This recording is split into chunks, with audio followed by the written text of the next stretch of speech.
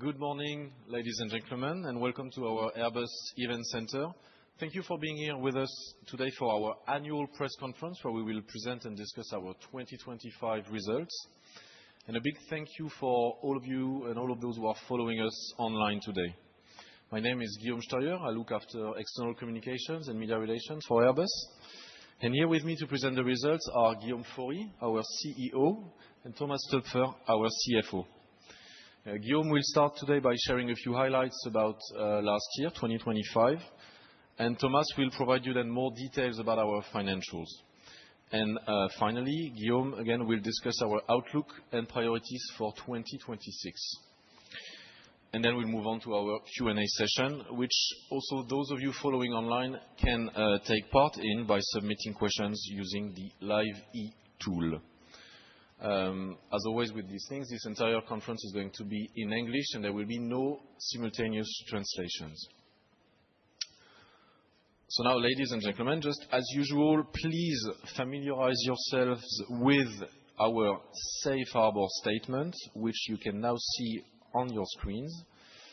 And please remember that in this conference, all forward-looking statements, such as in our guidance, are based on assumptions.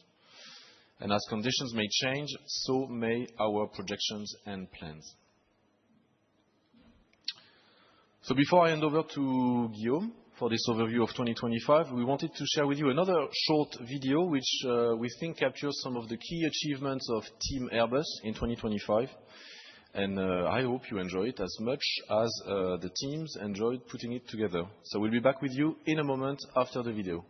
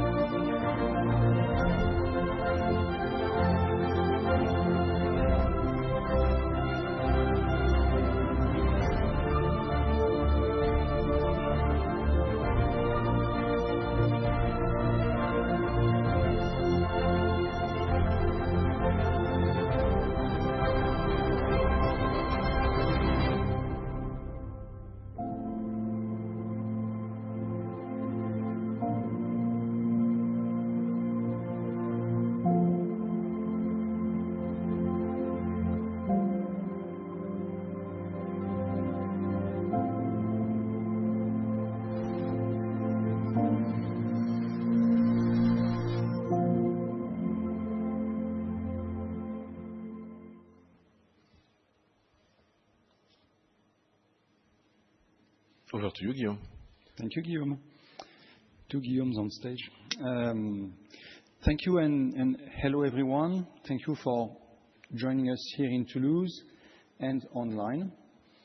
You will have seen from the video that last year was a colorful and exciting one. 2025 was indeed a landmark year characterized by very strong demand for our products and services across all businesses in both civil and defense. We navigated a complex and dynamic global environment Our primary focus being to manage supply chain constraints that created a disconnect, desynchronization between production and delivery over the year. In commercial aircraft, we continue to expand our industrial footprint to support our production ramp-up. We completed the acquisition of certain Spirit AeroSystems work packages with a closing on the 8th of December, and we opened new final assembly lines in the US and in China for the A320. Going forward, the shortage of engines from Pratt & Whitney will require this year our ongoing focus to secure our delivery trajectory. I will get back to this point in a moment. Our helicopter division delivered a strong performance from programs and growth in services. This is true on the civil side, where we are maintaining our leadership position, and on the defense side, where our market share is growing. Finally, in defense and space, we're reaping the fruits of the transformation of the division, and we're capturing the momentum created by increased defense spending in Europe and worldwide. Overall, Team Airbus did a great job in 2025. We delivered on our commitments, meeting our updated guidance with 793 commercial aircraft deliveries. This demonstrated our collective resilience in the face of persistent and significant headwinds in our supply chain and in the broader global environment. Overall, this translated into a strong financial performance for 2025, with a record EBIT adjusted of 7.1 billion euros and a record net income of 5.2 billion euros, supporting our 2025 dividend proposals of 3.2 euro per share. Thomas will give you more details on our 2025 financials in a moment. Now, let's take a closer look at our commercial aircraft business. We disclosed our 2025 order and deliveries last month already, and I will go quickly over the numbers. Overall, we delivered, as I said, 793 aircraft to 91 customers, representing a year-on-year increase of 4%. The A320 panel quality issue we faced at the end of 2025 was a significant event that put pressure on our ability to deliver in an already backloaded year. We took immediate steps to address the challenge, putting a strong focus on quality and therefore, unfortunately, impacting our 2025 deliveries. During the year, we won repeat orders and key new customers in both single-aisle and wide-body campaigns, booking 1,000 gross orders, and we ended 2025 with a record backlog of 8,754 aircraft.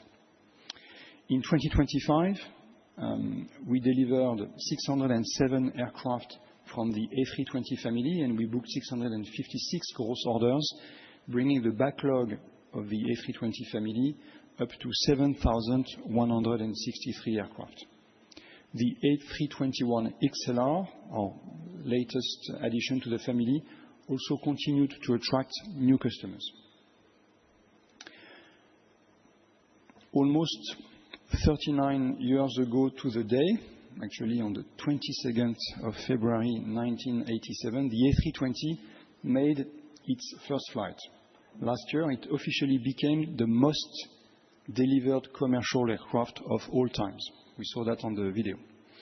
I can't resist and take a second to honor the Airbus pioneers who made it possible, and to thank the customers who have turned it into such a global success.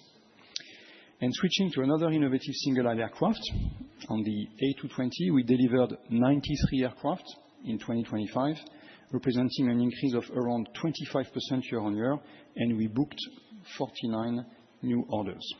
So 93 A220s, 607 A320s, that makes 700 single-aisle, and then again 93 for the wide bodies, makes 793. On the wide bodies, we delivered 36 A330s and 57 A350s. Looking at orders on the A330, we booked 102 gross orders in another strong year, confirming the high demand for this versatile aircraft. On the A350, we received 193 gross orders, underpinning the good commercial momentum. It was also a successful year for the A350 freighter variant, with 28 new gross orders. Now, looking ahead at the specific production ramp-up plans for each program, on the A220 family, the ramp-up is ongoing and paced by the integration of Spirit Aerosystems work packages and the balance between supply and demand. As we continue to make tactical adjustments on this ramp-up trajectory, we are now targeting a rate of 13 aircraft a month in 2028. On the A320 family, Pratt & Whitney's failure to commit to the number of engines ordered by Airbus is negatively impacting this year's guidance and the ramp-up trajectory for this year. As a consequence, we now expect to reach the rate of between 70 and 75 aircraft a month by the end of 2027, stabilizing at rate 75 thereafter. On the A330, there's no change, and we continue to target rate 5 in 2029. And there's also no change on the A350, where we continue to target rate 12 in 2028. Helicopters. 2025 was an outstanding year for helicopters, which delivered 392 units, 31 more than in 2024. We booked 536 net orders compared to 450 in 2024, with a book-to-bill well above 1, both in units and value, including a strong contribution from the military segment and a good order intake from services. We continue to see positive momentum, in particular in military markets. Notable contracts included the order for 100 helicopters from the Spanish Ministry of Defense, the largest helicopter purchase by this customer. The Super Puma family kept performing well on the market, with an important contract with the Royal Moroccan Air Force for 10 H225Ms signed in the second half of the year. And we also saw the German Armed Forces reinforcing their commitment by firming up options for 20 additional H145M military helicopters. The division's drone range also recorded notable successes, with contracts for the Flex Rotor small tactical unmanned air system, as well as for the larger VSR 700 system, a 700-kilogram unmanned rotorcraft, which you see on the picture, which was ordered by the French Ministry of Defense. And finally, we are actively preparing the future of our helicopter range. The military version of the H160 made its maiden flight last year, ahead of first deliveries planned at the end of 2028. And we announced the launch of the H140, which you can also see on the slide, designed to complement our current range of light twin-engine helicopters, particularly for EMS, Emergency Medical Services, and we did that at the Verticon show in Dallas last year. And now moving to defense and space. 2025 reflected one more year of record order intake, which stood at 17.7 billion euros, corresponding to a book-to-bill of around 1.3. The performance of the division last year was also the result of our transformation efforts, which are now paying off. Looking more closely at our activities, 2025 was an excellent year for the Eurofighter program. We recorded an order for 20 aircraft from Germany, 8 for Italy, and we also welcomed Turkey to the program with an order for 20 aircraft. To support this growing demand, we're ramping up production of the Eurofighter along with our program partners. In 2025, we also recorded the first order for the new A330 MRTT Plus, an evolution of the existing MRTT based on the re-engined A330neo, new engine on the 330. It's an important milestone that ensures the world's most successful tanker will remain successful for the next decades. While on air power, and given how much has been written on the topic lately, let me say a word on FCAS. At Airbus, we believe that the European need for an ambitious future combat air system is unchanged. And we also believe an ambition of this scale can only be delivered through cooperation, fostering operational interoperability and life cycle synergies for European air forces. But the deadlock of a single pillar should not jeopardize the entire future of this high-tech European capability, which will bolster our collective defense. If mandated by our customers, we would support a two-fighter solution and are committed to playing a leading role in such a reorganized FCAS delivered through European cooperation. Now, coming back to our 2025 performance and looking at space systems, Airbus was selected by Eutelsat to build a further 340 one-way low Earth orbit satellites, LEO satellites, complementing the first 100 recorded in 2024. All these satellites will be produced at our Toulouse site, not far from here, and will be an important contribution to Europe's efforts to strengthen its sovereignty in LEO constellations. In space, last year's agreement with Thales and Leonardo to bring together our satellite and space services activities was obviously an important milestone. At Airbus, we firmly believe that by pooling our resources, skill, and capabilities, we'll be able to create a new leader rooted in Europe and able to compete globally. Scale will help increase industrial efficiency, lower cost, and ensure that Europe can maintain its autonomy across the strategic space domain. We'll continue to work closely with our partners to ensure this proposed joint venture can be established as quickly as possible while going through all necessary steps and approvals. And now this concludes the overview of our 2025 achievements across businesses I wanted to share with you. Handing over to you, Thomas, for a detailed look at our financials. Well, thank you very much, Guillaume, and good morning to everybody in the room and online. I will now talk and take you through our key financial elements for the financial year 2025. And overall, I think we can say 2025, we delivered very strong financials across the board in a context of many challenges. Now, starting with the top line, you can see our 2025 revenues increased to 73.4 billion euros, which is up 4% year on year. And it's mainly reflecting the higher contribution from our divisions, the stronger services volumes across the business, and also a higher level of deliveries, which was then partially offset by the weakening of the US dollar. Our 2025 EBIT adjusted increased to 7.1 billion euros from 5.4 billion in 2024. And of course, let me remind you that in the financial year 2024, after the completion of the in-depth technical review of our space programs, we recorded a total charge of 1.3 billion. Now, in 2025, the higher commercial aircraft deliveries, together with a more favorable hedge rate and lower R&D expenses, were partially offset by the impact of tariffs, of which the vast majority actually occurred in Q4, and it also reflects a stronger performance in both of our divisions.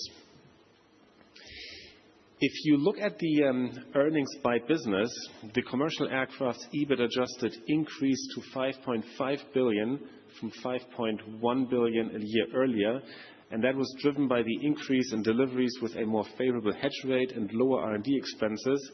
And as I said, it was partially offset by the impact of tariffs, which we had to digest. If you look at helicopters, the EBIT adjusted in that division increased 13% year on year to 925 million euros. And that is, of course, reflecting the higher deliveries as well as very solid growth in the service business. And finally, our EBIT adjusted at Airbus Defence and Space stood at 798 million euros, and that is reflecting the higher volumes and also is supported by the improved profitability in line with the midterm trajectory that the division has given itself. And it's, of course, also the result of the successful transformation plan. Now, turning to the EBIT consolidated reported, this was 6.1 billion euros, with the adjustments totaling a negative 1 billion. And namely, that negative 1 billion includes a negative impact of 622 million from the dollar working capital mismatch and the balance sheet revaluation. And the resulting net income for 2025 is a record 5.2 billion euros, with a reported earnings per share of 6.61 euro. Last but not least, and you can see it on the right-hand side of the page, our free cash flow before customer financing totaled 4.6 billion euros in 2025, and that mainly reflects the level of deliveries, the commercial momentum across all our businesses, resulting in very healthy pre-delivery payment inflows, and it was only partially offset by the planned inventory build-up, which is associated to the ramp-up across all the programs that we have. So that finally, our net cash position for the year stood at 12.2 billion euros at the end of December, which is also reflecting the weaker dollar environment. And I would just like to emphasize that our total liquidity is still very healthy and stands at around 35 billion. And with that, I would like to hand it back to you, Guillaume. Thank you, Thomas. Our ambition to pioneer sustainable aviation and our corresponding roadmaps remain key priorities for Airbus. We took a number of significant steps in 2025, and let me mention a few. During our Airbus Summit last year, we presented an updated roadmap for our hydrogen aircraft research effort, a roadmap that takes stock of the slower than expected development of the global hydrogen economy and of our ambition to focus our efforts on solutions that would enable a commercially viable and competitive product. In line with this approach, we announced in June last year the signature of an agreement with MTU Aero Engines to collaborate on hydrogen fuel cell propulsion, the technology we have identified as the most promising for a future hydrogen aircraft. In parallel, we continue to mature a number of key technology bricks for our next generation single-aisle aircraft, which we aim to bring to the market in the second half of the next decade. It will bring a step change in terms of decarbonization and competitiveness, and we aim to reduce fuel burn by 25 to 30% compared with current modern generation aircraft. On SAF, sustainable aviation fuels, Airbus continues to partner with several airlines to accelerate their development. To overcome the logistical challenges of physically delivering SAF to market, we launched a new book and claim demonstrator allowing customers to buy SAF and claim the corresponding CO2 emissions. And looking at our own operations at Airbus, in 2025, we used 21% SAF in our aircraft and helicopter flights. This puts us on track to reach our goal to use at least 30% SAF in our operations by 2030. And now let's have a look at our outlook and priorities this year and beyond. It starts with our guidance, which I will read out to you now. As the basis for its 2026 guidance, the company assumes no additional disruptions to global trade or the world economy, air traffic, the supply chain, and its internal operations and ability to deliver product and services. The company 2026 guidance is before M&A and includes the impact of currently applicable tariffs. On that basis, the company targets to achieve in 2026 around 870 commercial aircraft deliveries, EBIT adjusted of around 7.5 billion euros, and free cash flow before customer financing of around 4.5 billion euros. In conclusion, what will Team Airbus be focusing on in 2026? The key pillars that underpin everything we do as a company are unchanged. Going forward, we will remain focused on safety, quality, integrity, compliance, and security. Last year's events notably the A320 software recall, the ELAC-B topic, and the fuselage panel issues have only reinforced our resolve to put safety and quality first. Our primary focus in 2026 will remain ramping up production in commercial aircraft, where global demand continues to show that people around the world want and need to fly, and in defense, where we intend to play a leading role in supporting Europe's efforts towards sovereignty and security. Across all businesses, we'll continue to prepare the future in order to deliver profitable growth. Across the group, we'll do so by maturing the technologies that will help decarbonize aviation and prevail on tomorrow's battlefields. The world around us is changing fast and becoming more unpredictable. In this environment, it takes the daily commitment of Team Airbus to make a difference by delivering products that help to connect and protect people. Which is why in these volatile times, we remain guided by our purpose to pioneer sustainable aerospace for a safe and united world. And on that note, inspiring to me, back to you, Guillaume. Thank you very much, Guillaume and Thomas, for those opening remarks. So we will now start the Q&A session. Again, a few housekeeping remarks. So for those of you who are in the room, please raise your hand and wait for one of our colleagues to come to you.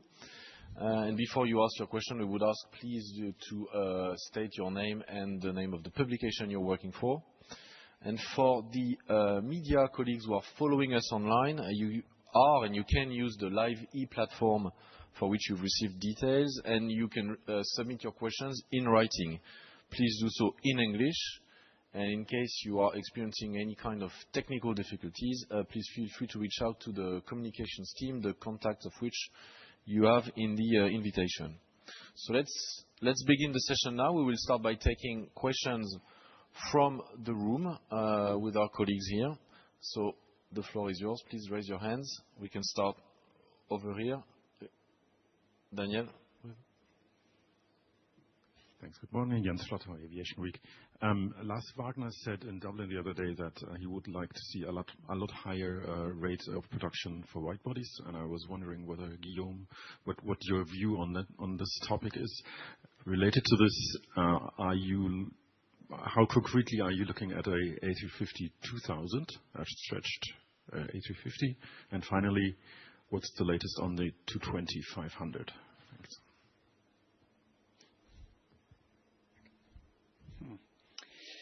Thank you, Jens. Well, I agree with Lars.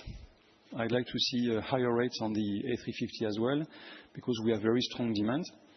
Now we are in a steep ramp up from where we are today to rate 12 in 2028. That keeps us busy, but we're also looking at what it would mean, what it would require, and by when to significantly increase the rates on the A350. So it's not for today. I agree with Lars. We would like to see more, but we have to work and do the homework before we take decisions and move forward. The A350 family relies on a very strong platform. The product is very successful. We book significantly more than we can produce on the short term, and we see a demand for a larger plane. So that's also something we are looking at. But again, we are in the development phase of the freighter. It's an important year for the freighter. We have to come to deliveries of the aircraft, so we are timing things one by one, but we're seriously looking at what the further potential of the aircraft is, and a stretch would be a natural evolution of the product. We are not at a point of decision. We are at the point of working, of analyzing, of listening to customers, but that's indeed something possible. And for the A220, a lot on our plate as well, with the integration of the Spirit Aerosystem work packages and what it means for the A220 program. So we keep ramping up, but we hear loud and clear from the market that there is a strong potential for what is called a 500. That would make plenty of sense. We had the opportunity to say earlier that it's more a question of when than if, whilst we are not yet at the when. We are not yet there either. As you have seen, we have plenty of things to do, and we want to time things one by one. But this is also something we are seriously considering. Thank you, Jens. Thank you, Guillaume. We have a next question just in the middle here. My name is Jorge Penalba from Avian Review. Here. Okay. Hello, my question is for Guillaume about the new company that you are facing with Leonardo and Thales. Can you explain a little more of the process taken so far to integrate the company? What of the goals that the companies have independently will be merged? And if it has already a name decided? Thank you. Thank you. I'll start with the latter. There was a code name for this project at the very beginning, which is Bromo, and everybody's speaking about Bromo. So Bromo is not the name of the company, but it starts to become more than a code name. So I don't know. There's no name decided, and we'll come to it later. But we just use now this code name to name this company. We are not at the point of integration. And actually, by law, we cannot do anything that is related to working together as a team or integrating as long as the closing is not done. But we're working hard together to pass the milestones required to then be able to do the closing of this merger at a point in time. And we are obviously responding and presenting our files, especially on the antitrust side, to the authorities and starting with the European authorities. So that's the place where we are. And as long as we are not together, those companies continue to play on the market and compete on the market as they were doing before. Thank you, Guillaume. We have a question over there. Yes, thank you. Niklas Sabri with Frankfurter Allgemeine Zeitung. Guillaume, on FCAS, could you please give us some more explanations on the deadlock? So on the one hand, there is this dispute with Dassault on governance. On the other hand, now the German Chancellor said clearly that there are also just different requirements between France and Germany. So why the deadlock? And do you still see chances to overcome this dispute? And then on the two-fighter solution, are the three discussed options equally thinkable? So either Airbus develops a new fighter alone, or together with Sweden, or joins GCAP, or do you have any preference for one of those three options discussed? Thank you. Well, I think we would be wrong to be right too early. We're in a program that is called FCAS. We've spent a lot of time, energy to support this program that has a number of pillars. The so-called next generation fighter is one of those pillars, and it's important to say that the other pillars are working well and making good progress, namely the so-called combat cloud, the pillar on the remote carriers, the engine pillar also is making progress.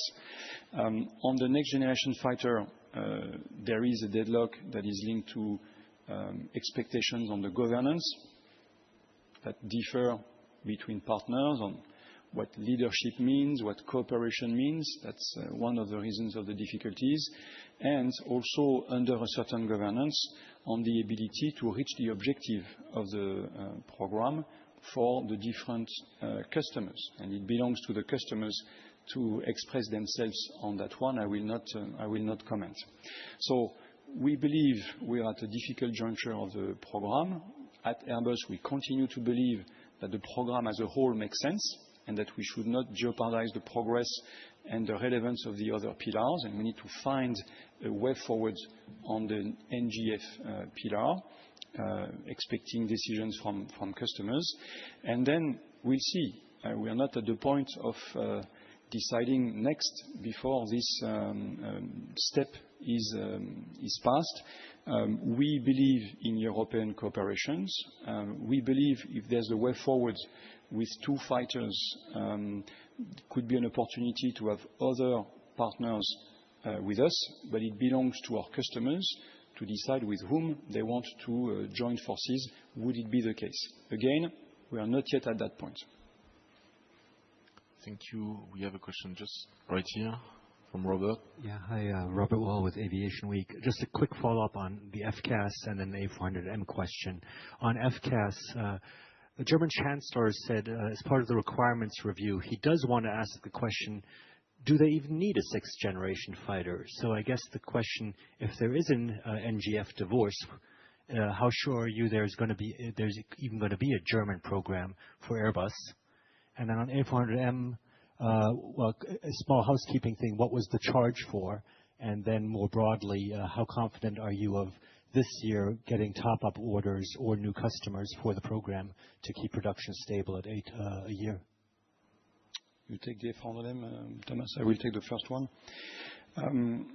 I think the trend from manned to unmanned is very broad and very strong, and we see the capabilities of autonomous systems moving forward very fast. So the question of going from manned to unmanned is on the table. The timing is very unclear. And the man-unmanned teaming is also another capability that is being developed. So I think it's fair to raise the question. I think a lot of us believe that there will be a point in time quite far in the future where the manned capabilities will be, to a large extent, replaced by unmanned. And the belief at this stage is that there is still a need for a manned fighter besides growing capabilities in unmanned. I think the question is on the table for a number of forces of whether they want to directly go to the next one, but then take the risk to be irrelevant for a certain point in time by a lack of modern capabilities of manned fighters, or invest a lot of money on the manned fighters and then moving forward to the next capability. There's also the understanding that there could be a way to go to a capability that would be manned and or unmanned, either at the same time or in time, moving from manned to unmanned. So these questions are on the table. Technology is moving very fast on programs that take a lot of time to be developed. And what the Chancellor has expressed is a question that is in industry, that is in defense, and for which FCAS had found an answer. We want a sixth-generation fighter, but obviously this question will remain. And we see other players having not necessarily the same conclusion. I think that's what the Chancellor has reflected in his remark. That's my understanding, at least. You should raise the question to the Chancellor directly. Maybe to answer on the A400M, I think the most important thing for us is that in 2025, the cash flow of the A400M was positive. And so that, I think, is a great success relative to what we have seen in the past years. That is what counts for us most.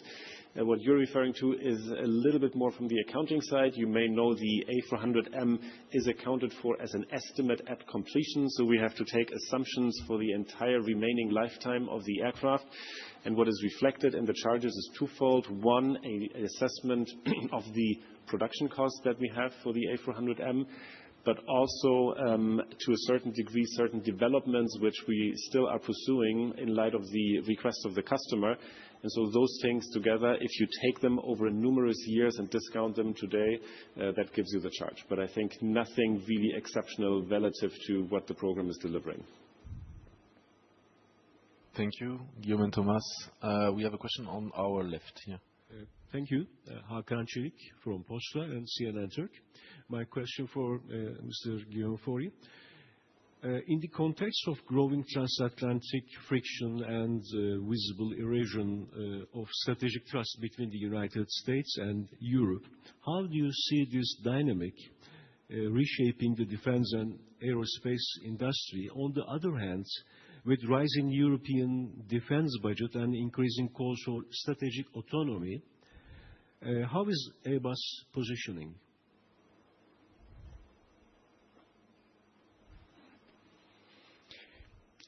Thanks for the question. The way we look at it, and we looked at it before the incremental investment of European countries on defense, was that Europe was not spending enough money on defense. Data are available. I will not dive into the figures, but not by a small amount, by a huge amount. Not enough money on defense. not enough money on defense from European defense manufacturers, therefore buying by far too much from outside of Europe, and not buying smartly in the sense of buying too fragmented and not enough jointly for common needs. The move that is now visible in front of us is going in the right direction. Clear increase of defense budgets, intent to rely much more in the future on European players for Europe to increase resilience, sovereignty of the defense system and therefore of the security of Europe, and through the efforts that are made on a number of fronts to cooperate and work jointly. We think we are at the very core of this. We can bring military capabilities to Europe at scale through the duality of our products.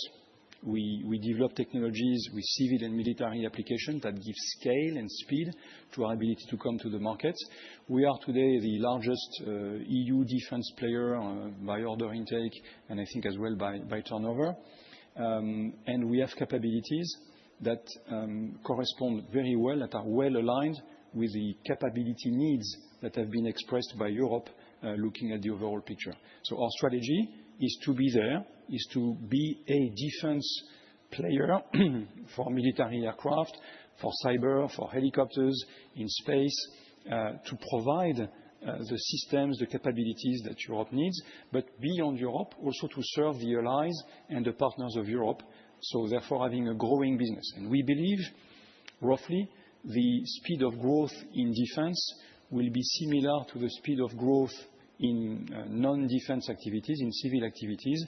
Therefore, having on the next 5 years horizon a balance between civil and military that would probably remain around 80% for civil, 20% for military. Thank you, Guillaume. We have a question at the front. Good morning, Sebastian Steinke from Flugrevue in Germany. I have a commercial aircraft question, please, concerning the 321. It is a huge success. Do you see a market maybe above it, just above it, for maybe a bigger version or a separate program? Because the growth of the market in Asia seems to indicate there is a need for a slightly bigger one as well. And speaking about the 321 and looking ahead to the next family, doesn't the 321 success create a sort of pressure for you to stay close to it? Because it's now like a almost global standard. Everybody has it, everybody has pilots, spare parts, knows the family. Can the next family be radical enough, or does it have to be close to the success model 321? Thank you. Thank you. So indeed, we see that the demand and the core of the market for the A320 family has moved from historically A319, A320 to A320, A321 to A321 and its upper versions, namely the XLR. We have a lot on our plate to deliver on those programs and deliver in terms of production. So we are focusing very much on stabilizing the design to be able to serve production at scale, at speed, according to the expectation of our customers. And what I'm suggesting here is, as the core of the A320 family market goes to the A321, we will see the percentage of aircraft being A321 or A321 derivatives increase significantly. We suggested it in the forward, but we don't intend to add a next member to the family. We just move the center of the family towards more A321. When it comes to the replacement, to the successor of the aircraft, we do a transition. I mean, every 20, 25 years. In that case, it will be more than 40 years. And even if we have increased very significantly the competitiveness of the aircraft, made upgrades, put new engines, new devices on the aircraft, it has to be a significant step. We're targeting 25 to 30% fuel burn improvement compared to the A320 family, and therefore it will be a very different aircraft, a very significant step. Still, we want to stay in the core of what makes the success of the A320 family. So we will see similar philosophies and concepts, but new technologies, new performance, and new characteristics. It will be very significantly different at the end. Thank you. We have another question just in front of us here. Hi, Lean from Bloomberg. On the 870 target, you're obviously still in conversations with Pratt & Whitney. Could they potentially have bigger output? Are you hopeful that you could actually increase that number this year, or is this the best it's going to get? I mean, how elastic is that target? We release the guidance at the moment we release the guidance, and we do it with the information we have. Pratt & Whitney has resigned from the orders we had placed and they had accepted for the volumes in 2026. We have to base our guidance on what they tell us now they're willing to commit and deliver. We'll continue to work hard to enforce our contractual rights, which we believe are not respected in that case. But we also know that Pratt is facing a number of challenges. We are not happy with the outcome, but that's what it is today. As I said earlier this morning, if things change over the course of the year, we'll take benefit of it. If it changes, obviously, in the right direction, which we would expect. We have to adjust the production trajectory to, at least at the beginning, maintain opportunities, and that creates complexity in the ramp-up trajectory, in the level of inventories we would accept moving forwards. We have also to take care of the suppliers, all the other suppliers which have delivered and which continue to deliver on the ramp-up trajectory. So that creates complexity. And we're also very much focusing on the 2027 volumes of Pratt & Whitney engines to be back on track, at least in 2027, if 2026 is not better than what we see today. So we are where we are. We release the guidance at this point of the year with what we have. That is disappointing from Pratt & Whitney, and we'll keep working. Thank you, Guillaume. We have a question coming up online, which I will read out loud for the benefit of those in the room and on the call. It's a question from Reuters, Tim Ifer. So you mentioned, Guillaume, on the analyst call that Airbus is ready to enforce its contractual rights in the dispute with Pratt & Whitney. What does this mean in practice? Have you initiated or are you planning any kind of legal action? We have a contract, obviously, with our friends from Pratt & Whitney, and we see that they are not respecting their contractual obligations.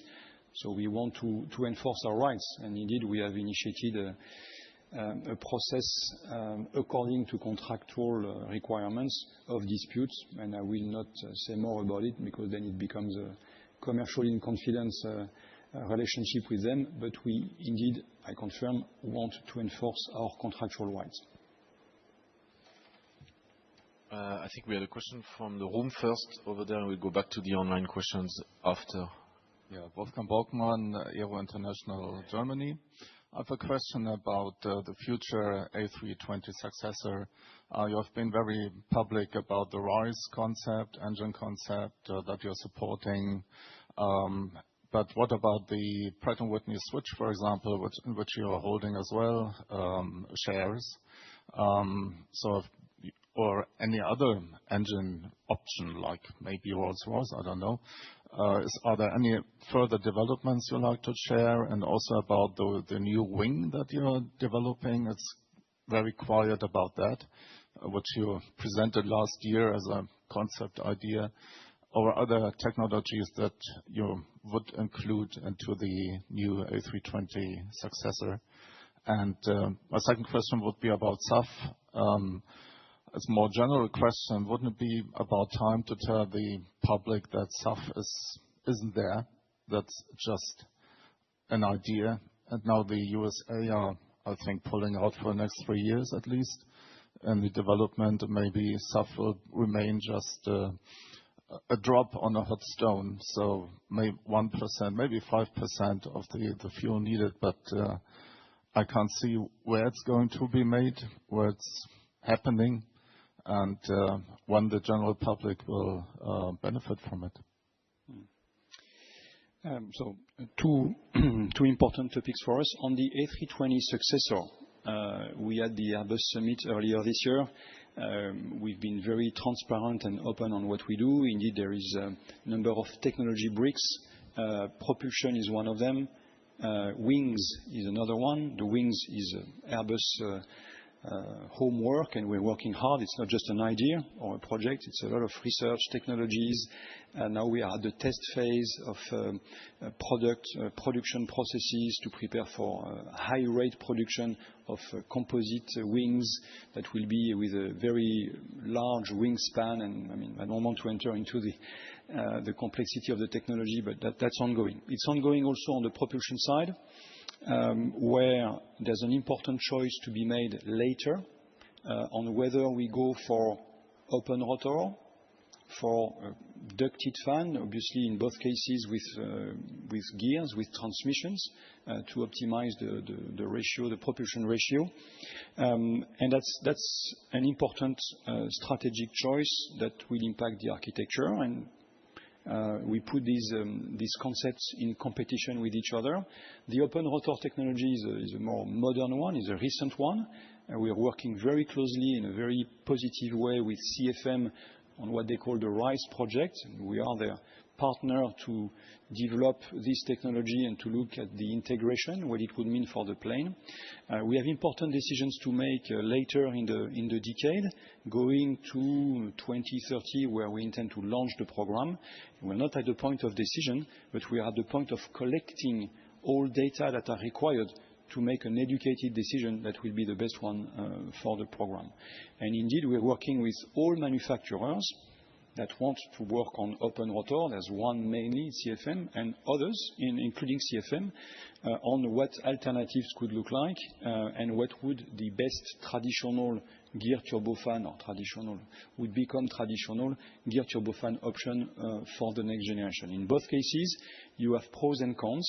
They are not the same ones, but we want to make the decision having de-risked, having understood, having tested as much as we can. And we are very happy to have this cooperation with CFM to go as far as we can before making a decision on the understanding of what an open rotor technology on a single aisle aircraft of Airbus would mean and how we would deliver something competitive, we would certify, we would have something reliable in service. And I stop here. There's a lot I would be happy to share, but we have to be conscious of time. Thank you very much. We have one right here. Timo Novak with Aerotelegraph. I've got a question about the A319, please. You don't have many orders for the A319. On the other side, you need the airplane for high-altitude airports, as I understand. So the question is, are you thinking about discontinuing the program, the A319? And on the other hand, perhaps as a condition, how are you in developing the high-altitude abilities of the A320? So the answer is actually almost in your question.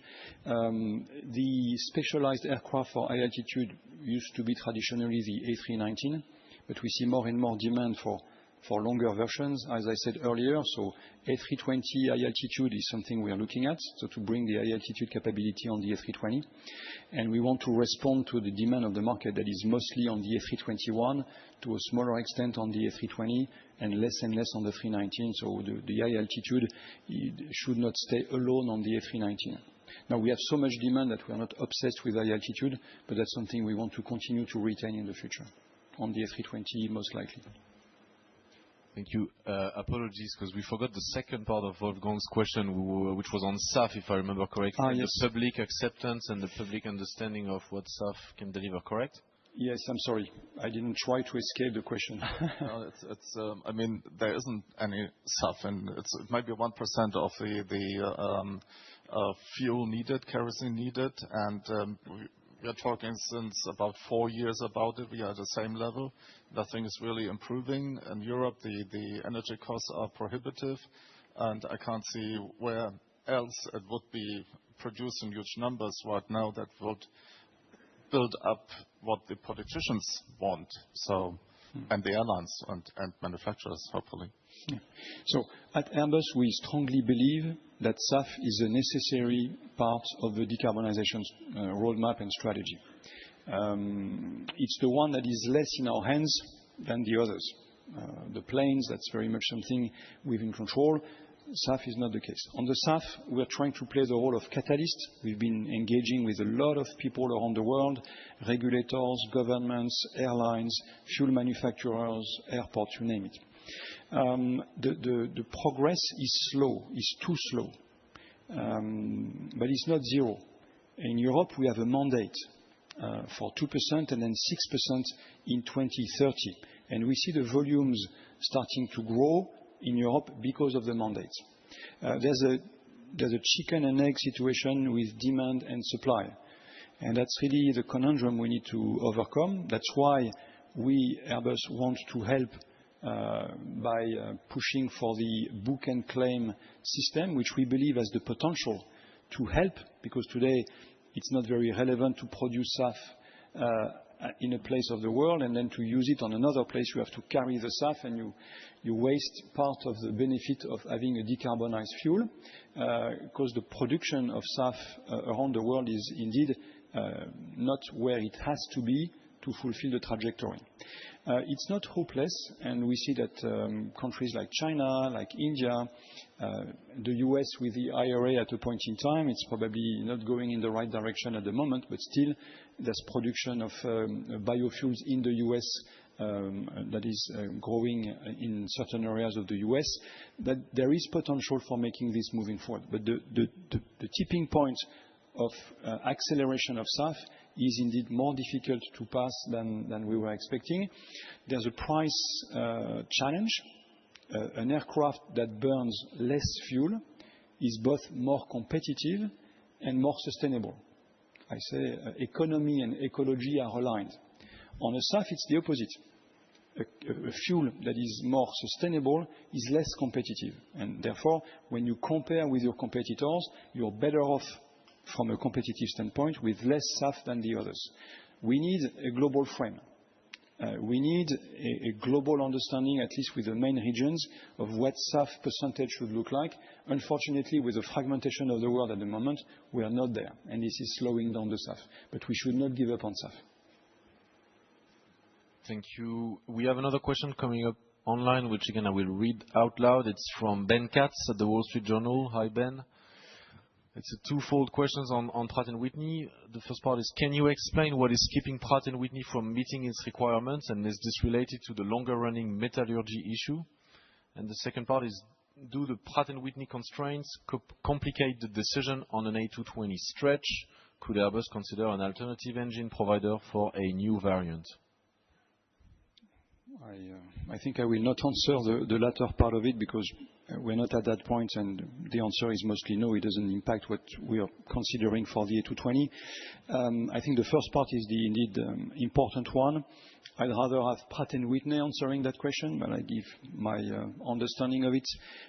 They have the combined needs at the moment of serving the production for new aircraft and serving the MRO capabilities for the recall campaign linked to the metal powder and linked to the rather low durability of the engine. And that puts stress on a number of bottlenecks, supply of certain parts, which are too small in numbers to serve completely both needs, and the MRO capability to retrofit all engines in service and reduce the number of AOGs.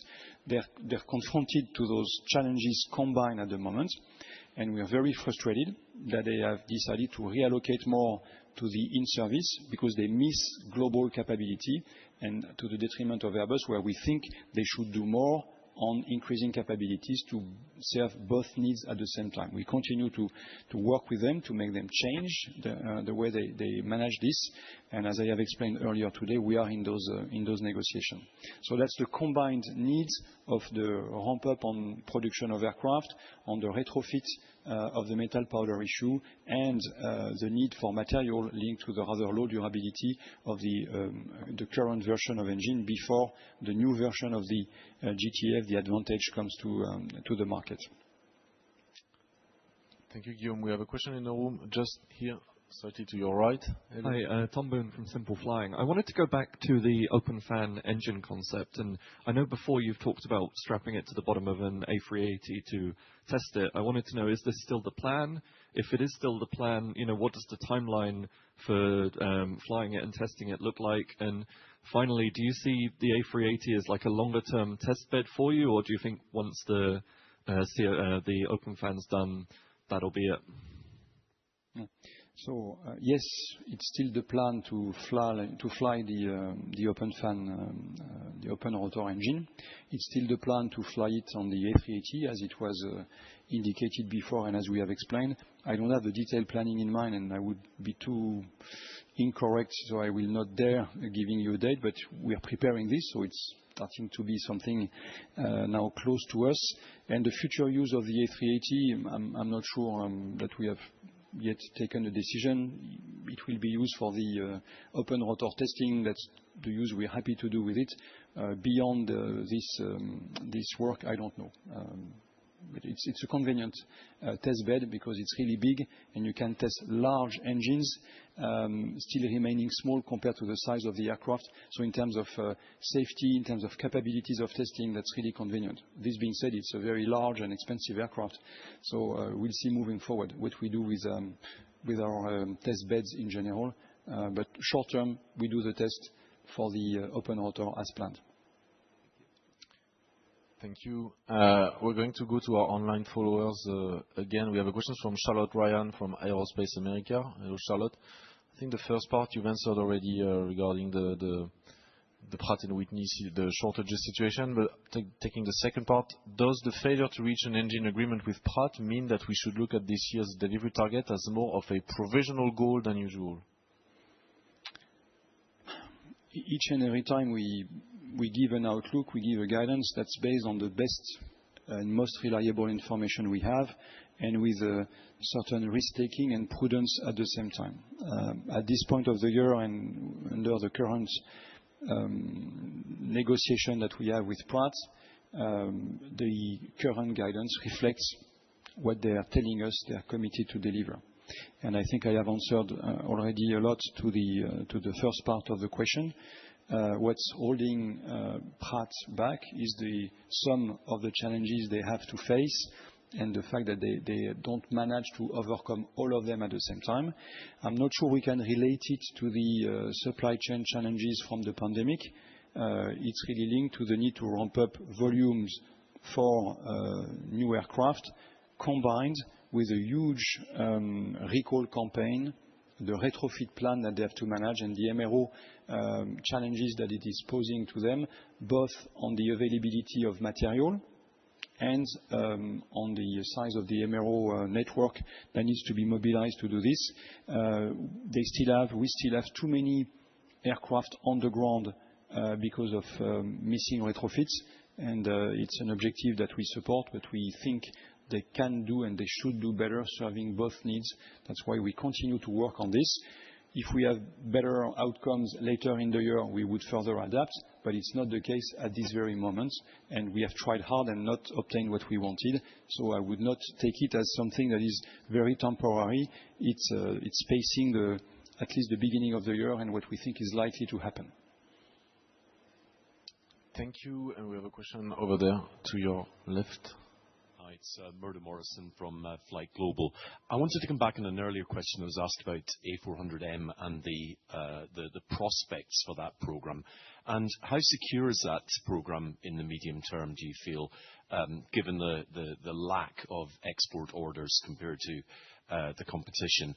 And the second, more broader question on European consolidation in defence.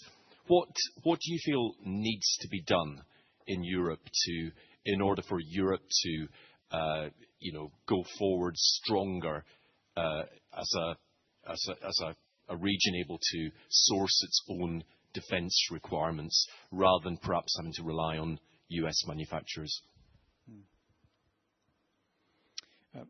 So first on the A400M, we are in a rather classical situation of going from initial contracts for launch customers to the export markets and the second wave, I would say, of orders. we see a very strong and positive feedback from operators, from the air forces that are flying the A400M. A400M use in operation in a certain number of places of the world has been seen as very successful, and the air forces that operate the A400M speak very positively about it. We're coming not far from the end of the launch contracts, so we continue to have aircraft to deliver, but we see that this is for the next few years. And we're indeed engaged in a number of campaigns that are promising, but take time to materialize, especially in this overall environment. And we see that Europe has defined airlift needs as one of the capability gaps. So we hear very clearly that there will be a need for additional A400Ms. But the timing becomes a challenge.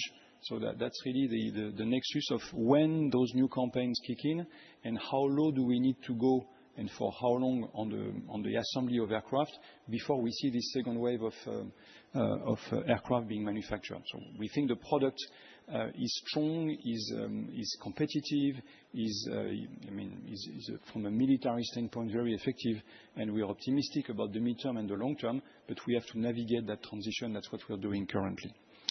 What would it need to make Europe stronger, and what about consolidation when it comes to defense in Europe? I think we are probably the ones with the front foot forward when it comes to European cooperation in defense. That's what we are. That's what we do. And when we think there's a larger need for consolidation, cooperation, for instance, in space, in satellites, we do it, and we are happy to find partners that are doing it as well. I think the short answer to your question is we need consolidation of the supply, as I call it, industrial consolidation of players across borders. That's very often what is difficult. And we need also consolidation of demand, meaning governments, customers, military customers coming together for common needs at the same time to trigger scale. And when we work at scale in Europe, we are very competitive compared to our American colleagues. But when we are very fragmented and we have smaller demands, not aligned in terms of timing across Europe, it's very difficult to launch and be successful on programs with the right scale. At Airbus, we are trying to be positioned where we can make collaboration in defense in Europe happen, and that's what the current programs we've been discussing this morning about, the A400M, the MRTT, and on the helicopter side, that's what they deliver.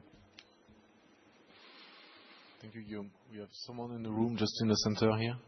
Hi, Leonard Berber from the Italian newspaper Corriere della Sera. I have a couple of questions. First one, 2025, after 7 or 8 years, Boeing surpassed Airbus on aircraft orders.